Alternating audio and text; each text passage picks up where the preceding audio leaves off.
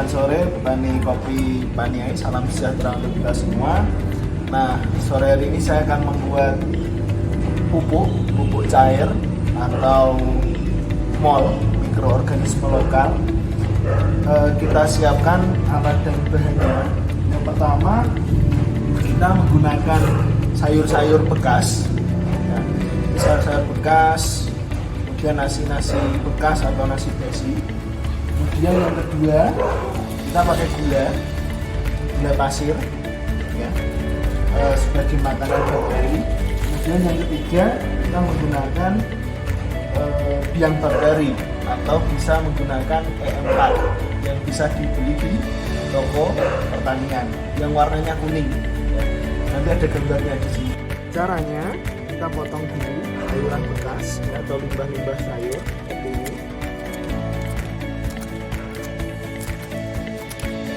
Jika sudah, kita masukkan sayur-sayur ini ke dalam botol bekas. Jadi kita memanfaatkan botol bekas ini untuk proses fermentasi. Nah, kita masukkan sayur-sayur ini.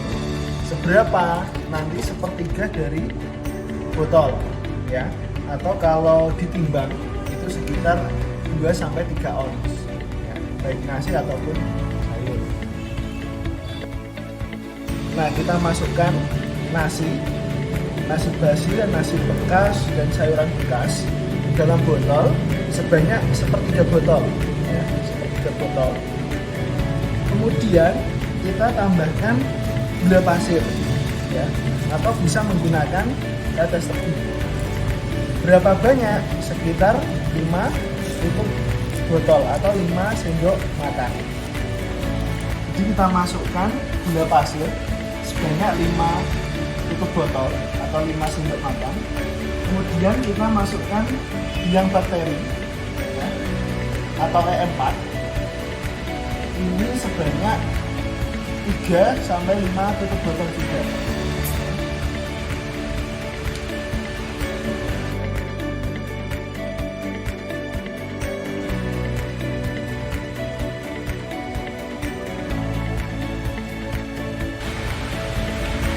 Jika sudah, lalu kita masukkan air. Ini air biasa, air sumur, ya. Kita masukkan air sebanyak sepertiga dari atas botol. Kita sisakan ruang udara, jadi tidak penuh.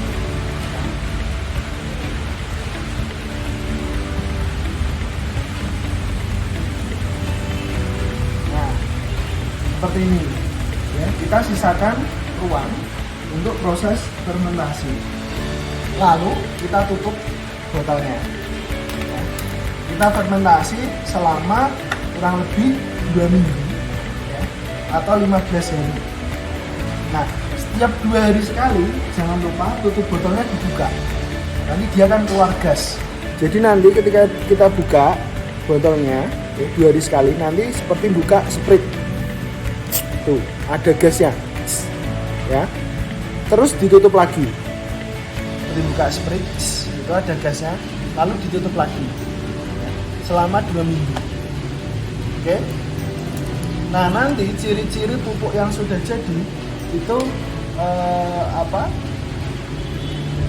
bahan-bahannya, ya, ciri-ciri pupuk yang sudah jadi, bahan-bahannya nanti akan mulai hancur. Pupuk yang sudah jadi nanti ciri-cirinya, yang pertama itu bahan-bahannya mulai hancur, ya. Nasinya mulai hancur atau sayurannya juga sudah mulai hancur atau terfermentasi, ya. Yang kedua, baunya itu kecut dan harum, ya. Ada bau-bau menyengat. Itu ciri-ciri pupuk yang sudah jadi. Nah, setelah jadi 15 hari kita bisa gunakan, ya. Yang pertama, kita masukkan pupuk ini, ya, ke dalam air. Nah, dosisnya kurang lebih 150 ml atau 1 gelas itu kita campur ke dalam 5 liter air, ya. Jadi nanti dikira-kira dosisnya. Nah, ini kita lagi uji coba pupuk. pupuk organik cair. Nah, pupuk ini kan bisa untuk setelah fermentasi jadi dengan ada dua penggunaan. Yang pertama itu untuk penyiraman, jadi dicampur dengan air lalu disiram. Yang kedua ini bisa untuk penyemprotan. Jadi nanti ketika ada hama tanaman di daun seperti ini, kita semprot biar hamanya pergi, biar hamanya hilang. Atau nanti pas proses berbunga yang kedua itu bisa, karena kan ini fosfornya tinggi, jadi dia mempercepat pertumbuhan bunga. Jadi biar buahnya ternutrisi. Nah ini kita campur dengan air. Airnya berapa liter saja? Sebenarnya untuk dosisnya itu biasanya 150 ml atau 1 gelas itu dengan 5 liter air. Kalau ini kan sekitar 600 ml, ya mungkin sekitar 15 liter, lebih dikit lah. Kalau enggak ya disesuaikan. Di sini kita pas saya buka kan gasnya toh itu proses ini kami agak tutup ya, mengingat ini terus kita siramkan ke tanahnya, atau kalau disemprot nanti ke daun-daunnya. Berarti dimandiin kan? Yo, kalau nggak pakai gimbor. Gimbor itu yang shower tanaman toh. Cerek kan? Yo.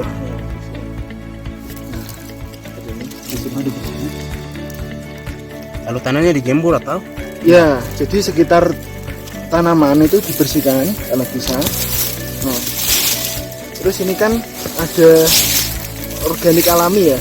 Iya. Nah, tanah organik alami atau horizon O yang warna hitam ini bisa ditaruh di atas. Digembur.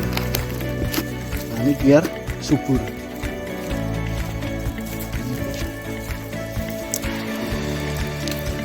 Nah, sudah. Oke, terus sekitarnya bersih. Jadi satu biar dia dapat sinar matahari. Itu dia kena sinar matahari, jadi proses fotosintesisnya kan bagus. Kedua, biar pertumbuhannya tidak terhambat, karena kalau misalkan kayak tadi kan ada seperti ini kan daunnya terhambat. Iya.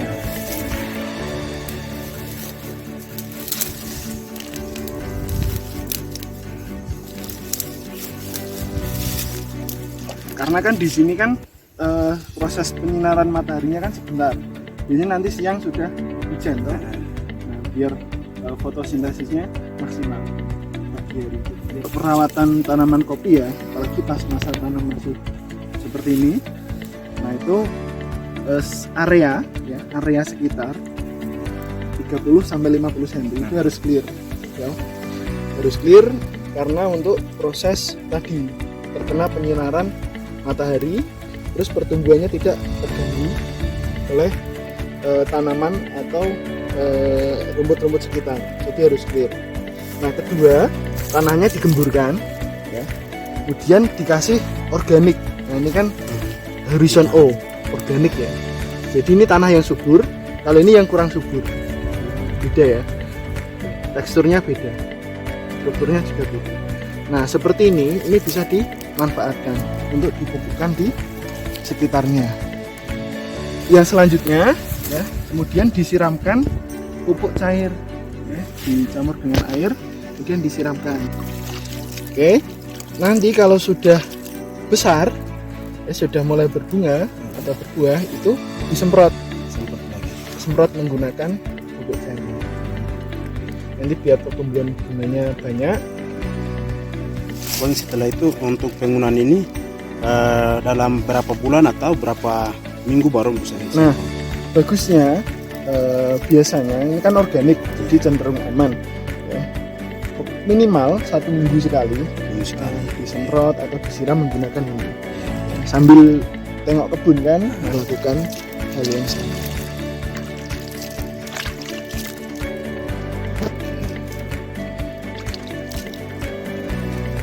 Tahapan untuk merawat tanaman kopi ya di kebun. Jadi bapak-bapak ya, tidak perlu membersihkan semua area kebun karena itu nanti akan capek dan memakan waktu yang sangat lama. Jadi yang pertama itu dibersihkan area ya, area tanaman. Jadi 30 sampai 50 cm. Ini harus clear. Bersih ya, harus bersih. Nah, supaya apa? Supaya proses pertumbuhan kopi, kemudian proses fotosintesis tanaman itu tidak terganggu. Ya. Sehingga dia nanti bisa tumbuh dengan baik. Kedua, gemburkan ya area tanaman. Jadi seperti ini. Ya, digemburkan atau dikasih tanaman tanah organik ya. Jadi tanah organik itu yang warnanya sudah hitam. Ya, bukan yang warnanya putih atau kuning. Yang sudah hitam. Nah, itu bisa kita taburkan di area setelah kita gemburkan. Nah, seperti ini. Kemudian yang ketiga, kita siram tadi menggunakan pupuk organik cair yang telah dicampur dengan air seperti itu. Nah, kemudian ketika ingin memberikan perlindungan ya atau ajir ya namanya, itu cukup pakai kayu yang kering seperti ini. Jadi ini biar bisa membedakan kalau ini bukan tanaman liar atau ini ditanam oleh orang. Kemudian untuk biar tidak diganggu oleh hewan, cukup menggunakan kayu kering. Ya, jangan tertutupi di atasnya, ya, karena nanti proses pertumbuhannya akan terganggu. Kurang lebih seperti ini. Kemudian nanti setiap 1 minggu sekali itu dicek, ya, sambil disiram menggunakan pupuk organik cair tadi yang sudah dicampur dengan air. Seperti itu untuk perawatan tanaman